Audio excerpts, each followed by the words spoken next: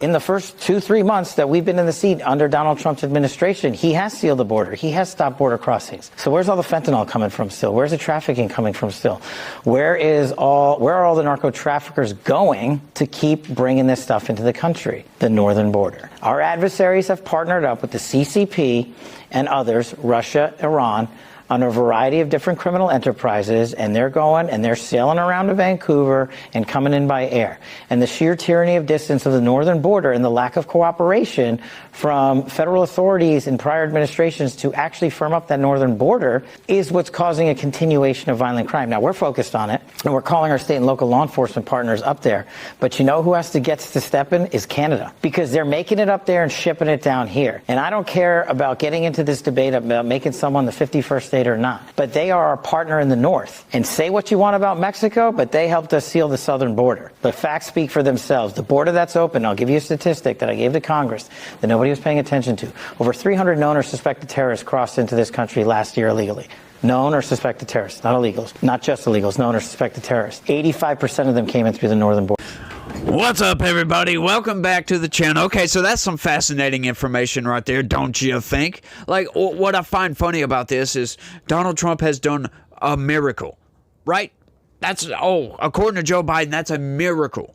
Because he needed all this legislation to seal up the southern border, blah, blah, blah, blah, blah. Donald Trump just comes into office and tells these people, do your job. And boom, all of a sudden, we have a miracle on the southern border. It's closed up.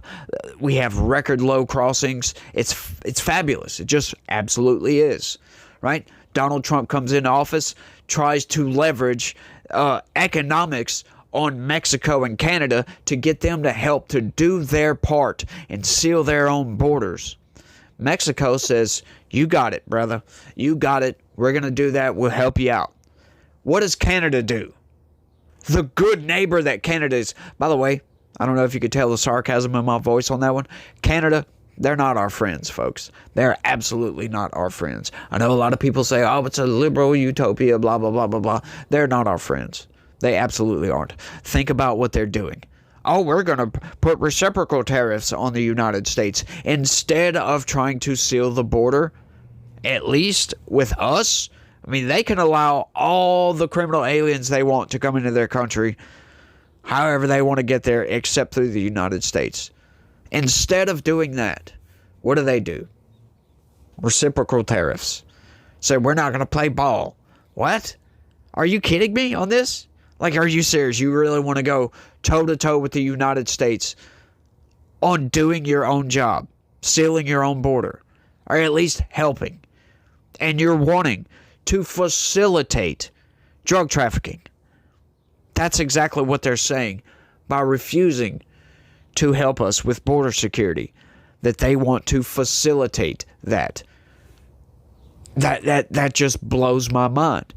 And instead of even doing nothing, they decided we're going to fight back. How much sense does that make, folks? To me, that makes zero sense. How good of a neighbor do you have to be to tell your neighbor, I'm not going to do a damn thing to help you out when you have problems with whatever crossing your damn borders? And you're like, nah, you do it. Screw you. As a matter of fact, I'm going to help. That's insane, and it's absurd, if you ask me. But I've got an update to a previous article that we covered a little while back. Check this out, y'all. Supreme Court allows Trump to strip legal protections from 350,000 Venezuelans who risk deportation. Oh, they risk deportation. Of course, that's what that means. And what do you mean, risk deportation? See, what they're trying to do here is they're trying to frame this up as if these people are in danger somehow. Risk deportation. Is that so?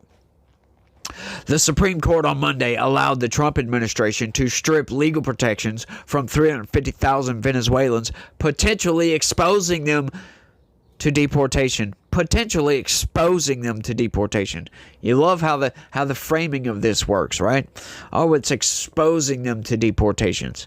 Instead of framing it out in a fair manner to say, leaving the possibility for deportation or something like that, instead of saying exposing them to deportation, as if it's some sort of danger or something like that, right? This is fascinating. And I'm sorry, look, you can't have a president just blanket write blank checks, right? Give out legal protection status like it's candy to millions of people and expect everything to go right? Like, expect no criminals to come in. Just expect the next administration, who actually cares about the country, to not try to clean that up. All right, you can't just do that and expect everything to stay status quo. For goodness sakes, it's just ridiculous. The court's order, with only one noted dissent, puts on hold a ruling from a federal judge in San Francisco that kept in place temporary protected status for the Venezuelans that would have otherwise expired last month. The justices provided no rationale, which is common in emergency appeals. The status allows people already in the United States to live and work legally because their native countries are deemed unsafe for return due to natural disaster or civil strife. The High Court's order appears to be the single largest action in modern American history, stripping any group of non-citizens of immigration status, said I can't pronounce that. I'm not even going to try to pronounce that name. One of the attorneys for Venezuelan migrants. And you see what else they're trying to do here is they're trying to, by characterizing these people as migrants, they're trying to title them or to pull on your heartstrings to make you think, oh, these people just wanted a better life. Well, that's not necessarily the case, because most of these people cross the border illegally. And as I always say, I must stress this point. There is a major difference between a criminal alien and an immigrant. An immigrant is somebody that wants to come here to have a better life, and they go through the proper channels to get whatever legal status that they need to live and work in the country. Right? It's not temporary protected status, a green card, a visa, whatever that may be. Right? Joe Biden was just rubber stamping temporary protected status for anybody and everybody. Of course, we all know it wasn't really Joe Biden, but his administration, because these people are psychopaths and they think that open borders are just great. What could go wrong with open borders, right? As if criminals don't come across that southern border. As if the criminal terrorist organization, the cartels, don't operate with impunity across that southern border. Traffic drugs and humans and whatever else they may do, right? Well, unspeakable horrors that they may commit. This is why we need border security, to stop that type of thing from happening. And then Joe Biden just allowing all these people to come in. Where are they going to go? Right? You can't just flood the zone with cheap labor and expect these people to get jobs, right? Like, they don't think about this. They are putting them in an impossible, possibly even more horrific position. But this is why the government gives them, subsidizes them, essentially, gives them debit cards with thousands of dollars, because, once again, you flood the zone with all of these millions of people. Well, you can't just put those people to work. There's not enough houses. There's not enough resources in places to live and, give these people the daily essentials that they need: house, food, clothing, whatever it may be, right? You can't just do that. He's flooding the zone with all these people and expecting them to have jobs available so they could just go right to work and do their thing. No, now they're putting them in a position to where they can't work, they don't have a house, and they're dependent on the government. That's what Democrats' open border policy does. It's almost like indentured servants without them having to work. It's like, what are we doing here, folks, in this country? These people are just nuts. This decision will force families to be in an impossible position, either choosing to survive or choosing stability. What do they mean by that, by the way? An impossible position? No, there's no impossibility about that.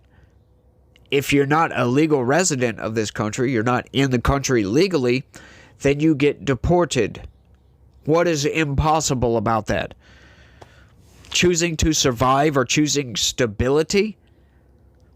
Once again, folks, but you don't hate the corporate press enough.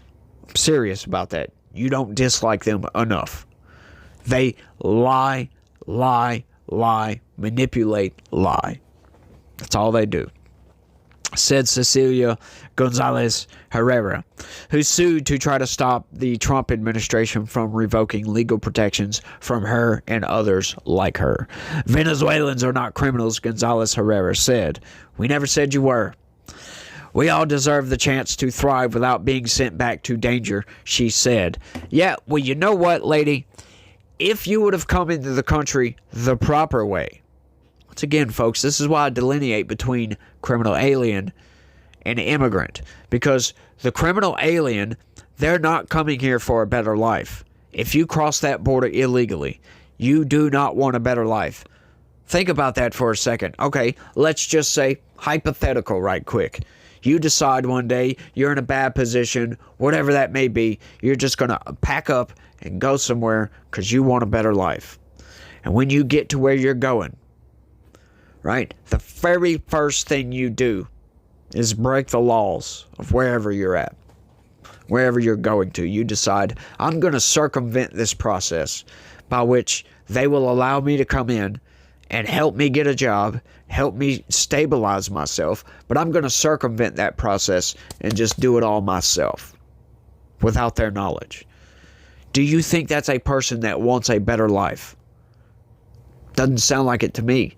If they wanted to come to the United States for a better life, they would have got a green card. They would have got a visa. They would have went to a port of entry and claimed asylum. But instead, what do? They cross our border between ports of entry and attempt to evade Border Patrol. That's what they did. Those people do not want a better life. I am sorry. The ramifications for the hundreds of thousands of people affected aren't yet clear, whoever that is said. I can't read that, I'm sorry. That's like a Arlulananthem. I don't care. The Homeland Security Department did not immediately comment on the Supreme Court's order. A federal appeals court had earlier rejected the administration's request to put the order on hold while the lawsuit continues. A hearing is set for next week in front of U.S. District Judge Edward Chin, who had paused the administration's plans. I love how the Supreme Court does this, by the way. You know, one of these activist judges, we're going to put a block on this and deny the Trump administration whatever they're trying to do, right? Because that judge shot it down, as a matter of fact. Then it went to appeals, and then it went to the Supreme Court. And then the Supreme Court takes that case, sends it back to the original judge, and says, no, you must revoke the legal protected status for these people. Forces that judge who previously blocked it to unblock it, allow the Trump administration to do what it does. I love that, by the way. I just love that bit of irony, I guess. The case is the latest in a string of emergency appeals President Donald Trump's administration has made to the Supreme Court, many of them related to immigration and involving Venezuela. No, it has nothing to do with immigration at all. Like I said, those people are not immigrants. Last week, the government asked the court to allow it to end humanitarian parole for hundreds of thousands of immigrants, they're not immigrants, from Cuba, Haiti, Nicaragua, and Venezuela, setting them up for potential deportation as well. You know what I find fascinating about this? Is people from Venezuela and all these other places, right? They fly into South America. I know Venezuela is in South America, but like Haiti and Cuba, places like that. They go to South America, or, Biden did fly some of those people directly from Haiti and Cuba, but regardless of that, you get these people coming from all over the world. They go to South America, wherever they can fly to, or even Canada, right? But Canada, this doesn't really involve Canada, but nevertheless. And on their way to the United States to claim asylum, right, they pass up half a dozen countries to get here, when they could claim asylum in Mexico. Mexico loves taking in immigrants, for goodness sakes, or criminal aliens, whatever you want to call them, asylees. Right? They pass up several nations, El Salvador being one of those, instead of going to those places. These people do not want to claim asylum. They're not leaving their country for a better life elsewhere because they're being persecuted or whatever the case may be. They can go and set up in Mexico. They can go and set up in any other country that they want to.